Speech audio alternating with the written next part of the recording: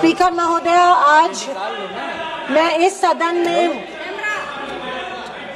नहीं कैमरा येऊ देना मैडम कैमरा। मैडम स्पीकर, मैं आज इस सदन में क्रोध, वेदना और अपमान की भावना लेकर खड़ी हूँ। अपमान उन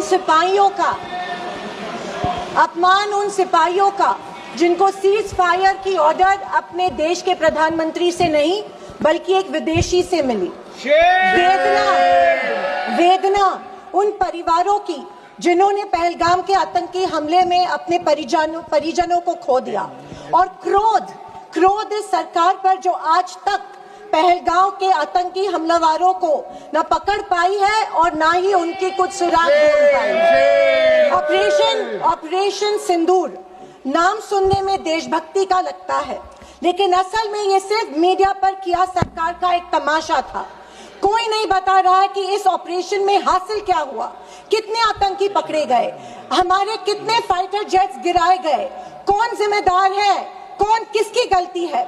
इसका हिसाब देने का दायित्व इस सरकार का है, मगर देश में सवाल पूछने पर ही पाबंदी है, क्योंकि ये सरकार सवाल सुनना ही नहीं चाहती है, बल्कि ये सरकार जवाबदेही से ही भागती है। अध्यक्ष महोदय, आज की परिस्थितियों को देख मुझे रोम में बने कॉलिसियम की याद आती है। विश्व की सबसे अविस्मरणीय और पुरानी इमारतों में एक है। रोम में बनी कॉलिसियम मनुष्य की कल्पकता और निर्माण क्षमता का एक अभूतपूर्व मिसाल है, पर इसके अलावा वो एक गंदे और घिनौनी राजनीति का भी प्रतीक है। कहा जाता है कि इसका निर्माण उस समय की जनता को खेल और मनोरंजन में उलझाए रखने के लिए किया गया था, ताकि जनता का मूल मुद्दों पर से ध्यान भटक जाए। कुछ ऐसा ही आज हमारे देश की सरकार करती प्रतीत हो रही है। पर अब खेल और मनोरंजन ही काफी नहीं है। किसी महत्वपूर्ण इलेक्शन के पहले आतंकी हमला और फिर सरकार की जवाबी कार्रवाई। आतंकी आए कहां से, कहां गए, ये सरकार को कुछ नहीं पता, पर हमें पड़ोसी देश पर आक्रमण करना है और उसके आधार पर वोट बटोरने हैं। पहलगाम के आतंकी हमले में मारे गए बेगुनाहों की अभी चिता भी ठंडी नहीं हुई थी कि देश के प्रधानमंत्री बिहार में चुनावी रैली संबोधित करने गए। कोई जिए कोई मरे, इनको कुछ फर्क नहीं पड़ता। ये 24/7 चुनावी मोड में रहते हैं।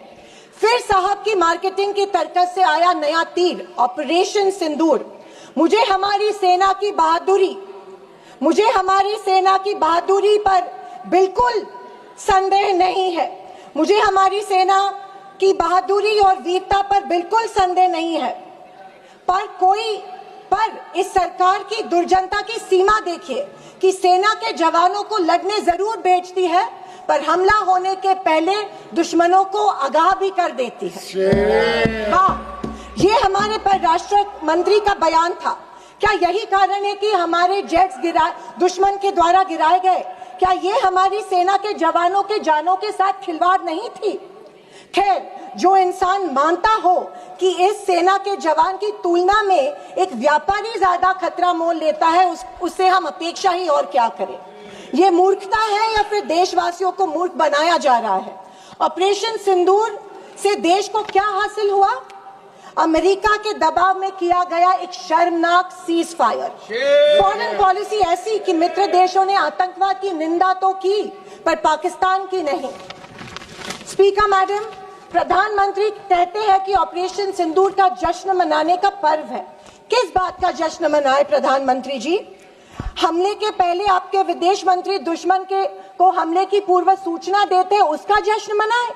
इसी का असर ये था कि हमारे जेट्स गिराए गए, क्या इसका जश्न मनाए? या फाइटर जेट जो क्षतिग्रस्त हुए हैं उनके पायलट्स का क्या हुआ? इस देश को अभी तक उसकी जानकारी नहीं है, क्या उसका जश्न मनाए? सीज फायर का ऐलान इनके कथित मित्र ट्रम्प करते हैं, इससे जो हमारी देश की तीनों सेनाओं का मानसिक खच्चीकरण हुआ, क्या उसका जश्न मनाए? और तो और पहलगाम के आतंकियों को कोई सुराग नहीं, क्या इसका जश्न मनाए? इंटरनेशनल कम्युनिटी में भारत की छवि इतनी कमजोर अब तक कभी नहीं हुई थी। हर चीज को इवेंट मत बनाइए मोदी जी। अपने मन की बात छोड़कर देशवासियों को कि सवाल का जवाब देने की भी हिम्मत दिखाइए।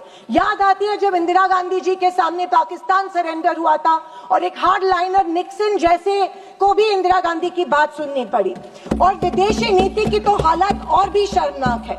हमारे पड़ोसी नेपाल, बांग्लादेश और श्रीलंका जो कभी भारत के सबसे करीब थे, आज हमारी पीठ पीछे चीन से हाथ मिला रहे हैं। एक समय था जब भारत के पास नेबरहुड फर्स्ट की नीति थी और आज हमारे पड़ोसी हमें लास्ट प्रायोरिटी मानते हैं।